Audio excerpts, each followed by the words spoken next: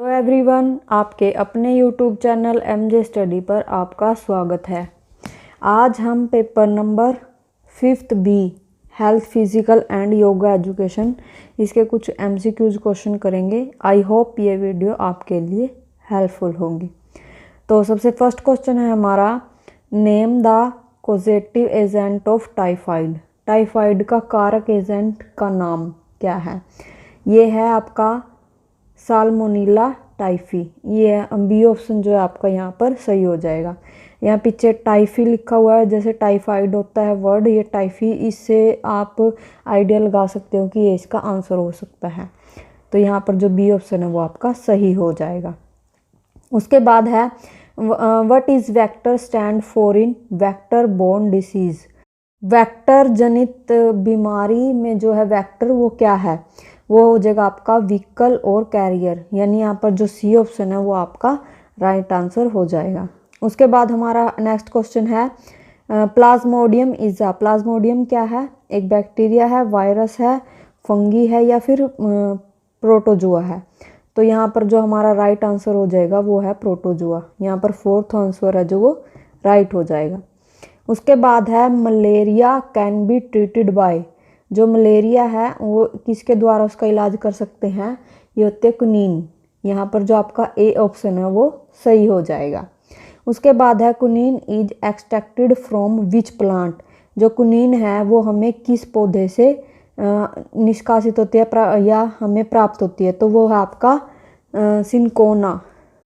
यहाँ पर जो आपका थर्ड ऑप्शन जो है सही हो जाएगा। उसके बाद है the disease which is caused by contaminant food और वाटर। भोजन और पानी के दूषित होने से कौन सी बीमारी होती है? तो ये हो जाएगी हमारी फूड वाटर बोर्न डिसीजेज, यानी भोजन पानी जनित बीमारी। ये आप इसको फूड और वाटर से रिलेटेड इससे आंसर आप टिक कर सकते हो। तो यहाँ पर आपका जो बी ऑप्शन है वो सही हो जाएगा। उसके बाद है typhoid is a dash disease. Typhoid कौन सी बीमारी है? एयरबोर्न डिजीज है, डायरेक्ट कॉन्टैक्ट डिजीज है या फूड वाटर बोर्न डिजीज है? तो ये हो जाएगी आपकी third option, food water borne disease. यहाँ पर आपका जो है थर्ड ऑप्शन वो सही हो जाएगा। उसके बाद है which is not a communicable disease.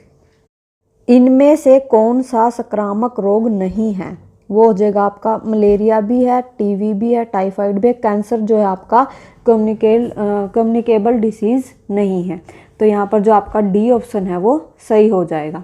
उसके बाद है which is airborne disease from the following. जो होती है वायु जनित बीमारी वो कौन सी है निम्नलिखित में से?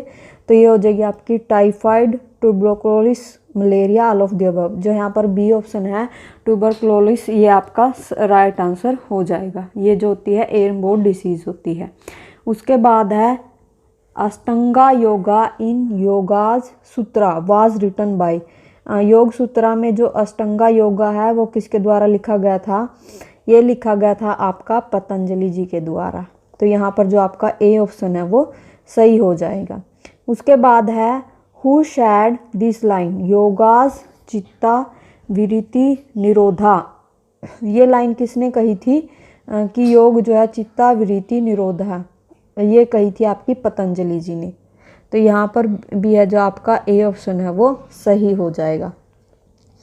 उसके बाद है the modern tradition of doing asanas comes under which branch और पार्ट ऑफ योगा। यानी योग आसन की जो है ये आधुनिक परंपरा योग के किस भाग या ब्रांच शाखा के अंडर आती है? तो ये हो जाएगा हमारा हत्था योगा। यहाँ पर जो सी ऑप्शन है वो आपका सही हो जाएगा। उसके बाद है chicken pox is dash disease. Chicken pox है वो कौन सी बीमारी है? ये आपकी एयरबोर्न डिजीज, यानी जो वायु जनित बीमारी होती है वो आपकी चिकन पॉक्स है। उसके बाद है whooping cough is caused by which bacteria. यानी वूपिंग कफ होती है आपकी काली खांसी किस बैक्टीरिया के कारण होती है? ये हो जाएगा आपका ब्रोटेला पर्टुसिस, यानी आपका जो डी ऑप्शन है वो यहाँ पर सही हो जाएगा। उसके बाद है Widal test is use to detect which disease. किस बीमारी का पता लगाने के लिए वाइडल टेस्ट का प्रयोग किया जाता है? ये आपका जो टेस्ट है वो टाइफाइड के लिए प्रयोग करते हैं। तो यहाँ पर जो आपका थर्ड ऑप्शन है वो सही हो जाएगा। उसके बाद है who said this line yoga is attaining the pose. योग मुद्रा प्राप्त कर रहा है, ये लाइन किसने कही थी? ये कही थी आपकी वेद व्यास जी ने। यहाँ पर बी ऑप्शन है जो वो आपका सही हो जाएगा। उसके बाद है who said this line yoga is that method और activity by which we realise the oneness of human soul with God and human meet God and feel its knowledge. योग ही वह विधि या क्रिया है जिसके द्वारा हम रियलाइज कर सकते हैं कि जो ह्यूमन आत्मा है यानी मनुष्य की आत्मा है वो गॉड के साथ है, और जो ह्यूमन है वो गॉड से मिल सकता है और उसकी जो ज्ञान है वो फील भी कर सकता है या प्राप्त कर सकता है। ये लाइन किसने कही थी? ये कही थी आपकी स्वामी शिवानंद जी ने। यहाँ पर जो थर्ड ऑप्शन है वो आपका सही हो जाएगा। उसके बाद है who said this line yoga is skill in action. Yoga है जो क्रिया में ही कौशल है। ये लाइन किसने कही थी? ये कही थी आपकी लॉर्ड कृष्णा ने। यहाँ पर जो आपका ए ऑप्शन है वो सही हो जाएगा। उसके बाद है who said this line checking the impulse of mind is yoga. मन के आवेगों को जांचना योग है। ये लाइन किसने कही थी? ये कही थी आपकी पतंजलि जी ने। तो यहाँ पर जो आपका डी ऑप्शन है वो सही हो जाएगा।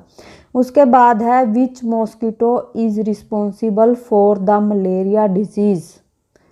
मलेरिया डिजीज के लिए कौन सा जो है मच्छर रिस्पॉन्सिबल है? वो है आपका फीमेल एनोफेलिस। ये आपका जो यहाँ पर है जो बी ऑप्शन वो आपका सही हो जाएगा। यहाँ पर जो आपका ए ऑप्शन है एडिस इजिप्टी, इसके कारण आपको डेंगू हो सकता है। और जो थर्ड ऑप्शन है एडिस एल्बोपिक्स, इसके कारण आपको चिकनगुनिया हो सकता है। तो इस दोनों की भी ये बीमारियां हैं, तो यहाँ पर इनको आप याद रख लेना। उसके बाद है the immediate treatment given to injured person is called as. यानी जो जख्मी पर्सन होता है उसको इमीडिएट तो ट्रीटमेंट दिया जाता है, उसको हम क्या कहेंगे? ये देखो डॉक्टर के आने से पहले या डॉक्टर के पास जाने से पहले हमें जो ट्रीटमेंट मिलता है उसको हम फर्स्ट एड बोलते हैं। तो यहाँ पर आपका जो है सेकंड ऑप्शन सही हो जाएगा। उसके बाद है which is not a good character for first adder. जो फर्स्ट एडर होता है उसके अंदर क्या करैक्टर जो है नहीं होना चाहिए? वो है आपका देखो नॉलेज तो उसको होनी चाहिए कि कैसे उसका ट्रीटमेंट करना है या उसको फर्स्ट एड देना है। पोलाइट यानी उसको नर्म भी होना चाहिए, क्योंकि एक जब इंजर्ड पर्सन को वो फर्स्ट एड देगा तो उसे जो इंजर्ड पर्सन होता है उसके साथ नम्रता से बात करनी पड़ती है। दूसरा आगे है क्लेवर, उसको चतुर भी होना पड़ता है, यानी जल्दी और चतुराई से उसके काम वहाँ पर काम करना पड़ेगा। एंग्री, यहाँ पर उसको एंग्री नहीं होना है, क्योंकि क्रोधित नहीं होगा फर्स्ट एडर, तो ये उसका गुड करैक्टर नहीं होगा। तो यहाँ पर जो डी ऑप्शन है वो सही हो जाएगा। उसके बाद है what is the role of first aider after arrival of doctor. जो मतलब डॉक्टर के पहुंचने के बाद फर्स्ट एडर का क्या रोल है? देखो जब तक डॉक्टर नहीं आता तब तक फर्स्ट एडर का काम है कि वो इंजर पर्सन को फर्स्ट एड दे, लेकिन जब डॉक्टर आ जाए तो वो क्या, उसका काम क्या होता है कि वो डॉक्टर की हेल्प करे या उसको असिस्ट करे। तो यहाँ पर जो ए ऑप्शन है टू असिस्ट द डॉक्टर, ये यहाँ पर सही हो जाएगा।